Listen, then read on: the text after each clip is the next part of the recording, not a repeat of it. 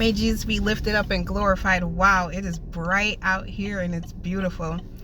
I was just sitting here thinking about all the commands that the Lord gives us, and very common ones to speak of, and I'm just thinking about what he says and what we do, and like being obedient and being disobedient. And I was just thinking about things that, like things that we go through every day, like when he tells us to fear not, but we continue to live in fear. Like I was sitting there thinking, I'm like, when we continue to live in fear, aren't we being disobedient and not trusting in God?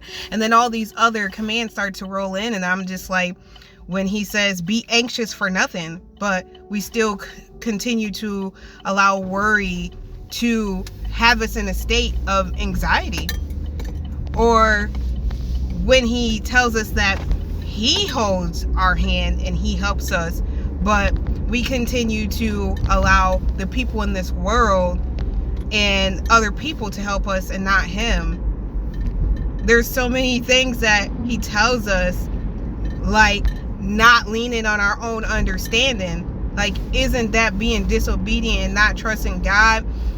When I'm not asking, is it? It is, when he tells us to not lean on our own understanding and to lean on his. Like when we continue to live on our own understanding, then we're being disobedient and not trusting him. Even as far as it goes as faith, for we walk by faith and not by sight. But if we continue to believe in everything we see, then we're not being obedient and trusting God. Like, there's just so many things that he commands us, and I was just like, it's a true eye opener. It's like when he commands us to do something, like when we don't do it, we're being disobedient and we don't trust him. And I struggle with, like I'm getting ready to go to a doctor's appointment right now, and truly, because I've been having like some alarms, things that I just need to go have a checkup, and which we all should, and I have the feeling of anxiety, but I immediately was like, he tells me to be anxious for nothing. There's simple things that continuously always happen in our life that he commands us not to do.